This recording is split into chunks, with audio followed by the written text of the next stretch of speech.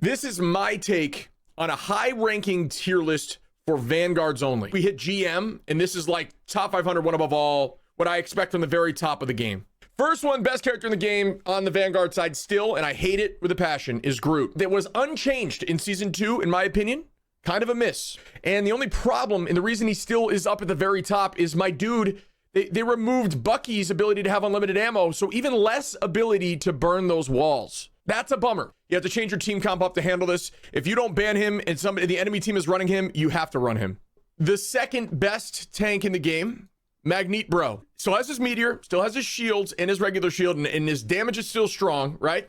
But now he can clone himself when Emma's on the field, put 2 bubbles out. He could bubble somebody and himself, and then whenever there's an ultimate that's threatening, you can throw 2 shields out as well. So you can double bubble and double shield.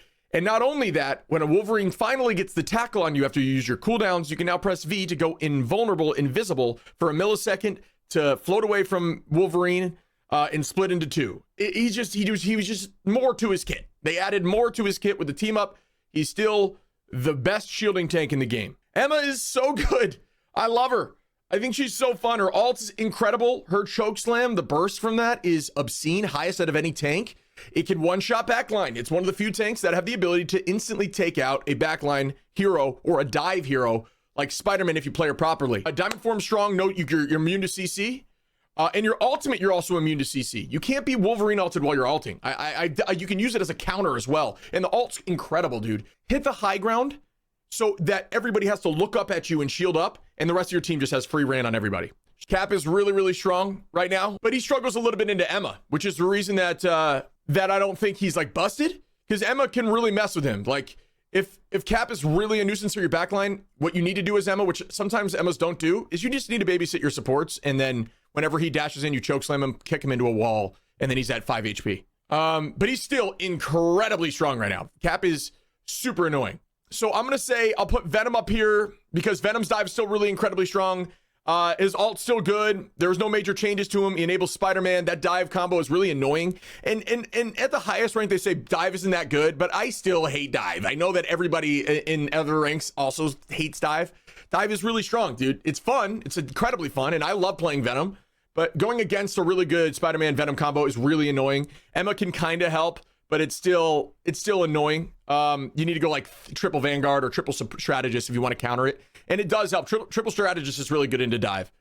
But then Tide arguably is the thing who's still really good. And he actually is pretty good into Emma and pretty good into Mag, right? Not great into Groot, actually really bad into Groot. But there is that argument that he plays well into them. So he's still really strong. And his counter dive with Venom Spider-Man is still very good. You dash to your backline, you put down Yancey Street. It's an AoE, they can't escape for a second, and you hope that your team's focused enough to burn whoever's Yancey charged. Hulk is playable. I know people think Hulk is busted. I saw a tier list where Hulk is at 2 meta. I don't know what universe we're living in. He still gets absolutely destroyed. At least at this elo that I've been playing, dude. Every time, I mean, Hulk enables Namor, but the turrets are not as good for Namor. They're still good. They don't slow anymore, which was a huge problem. Hulk just gets messed up by the amount of CC in the game right now. Like, even the things, Yancey Street, Hulk can't jump away. And then Emma choke slams him and kicks him into a wall. And then he literally loses his entire HP. Even when he goes, like, in big boy form. Honestly, my personal take, if you want to make Hulk better, make him CC immune when he goes into mega form. That might be too much. You go into big boy form, you get frozen, slapped, choke slammed, thing Yancey Streeted. Like, not a good look for Hulk right now. Strange is like tied with him. Strange is pretty much used as a teleport bot right now, but he plays the worst into her. He's essentially a free kill as Emma. If you see a Strange in the front line, you literally walk over, dash kick him into a wall, and let your team kill him immediately. Every single time he teleports, wait outside the teleport till he walks through, grab him by the throat, kick him into a wall, and kill him. I mean, his teleport makes him up here. You're going to see him in every effing game because he teleports at some point. And I was a big Strange player, guys. Strange has been like every season for me. He just plays so bad into Emma, and she's so commonly picked right now that he's just not great. Absolutely works when she gets banned. Everybody's like, Thor's gonna be so strong. He's so good. Dude, I go on TikTok and I watch these people on tier lists, and they're like, Thor is so good. And I'm like, what are we talking about, dude? Dude, he has no ability to live in this meta. None. Yeah, he does damage when he goes into range form, dude. But he has no ability to live. His dash is just as long as hers. And she can walk next to him and destroy him in 1v1s. And if he goes into range mode, she throws her little shield out, breaks it, pulls out his crystal, goes into melee form, breaks crystal in him, kicks him into the wall, choke slams him after, and at that point, he's at literal 5 HP running for his life. I gotta put Thor down here. This is gonna make people upsetty spaghetti. He lost 25 HP this season. People were like, he got an HP buff. False. During the season change, he's no longer an anchor. He doesn't have the plus 100 from his HP, so them giving him 75 HP means he's net minus 25 HP. He's got more movement. That's cool.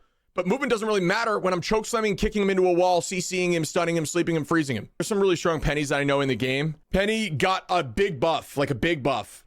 But they consider Penny like a 3. You play Penny in 3 tank comps. She's really good in certain maps, but she's really good in 3 tank Vanguard comps. So I'll probably put her in playable. But you know, for like, it's almost like I want to put her in You Better Be Him because she's still a very difficult hero to get value with. She's very situational. But still a lot better than she was, and people were still finding ways to work her into comps at the top. So I'm bouncing between these two, but I'll say that Penny mains just need to be on another level, and Penny as a Vanguard is probably low, like You Better Be Him, but Penny as a character in the game is probably unplayable. She's fast, she's got her dash always, she can crit now and stun, her mines are still good, very high, very big brain pennies are still really difficult to play against, but she's still Penny, and Poke is still strong. So Hawkeye just melts her, Hela melts her. It's just difficult. Like, you play her like a DPS. So I'm going to put her down here, but note that I think that really good ones can be wherever. But she's not really played as a Vanguard. She's played as an off-angle DPS. I do think, like, she's strong, dude. I think she's up there with these two. But like I said, in a DPS lineup, she might be here, you know? When you have 3 Vanguards, she's up here. But as a Vanguard, especially in a 2-stack, she's down here. In 3-stack, she scooches up.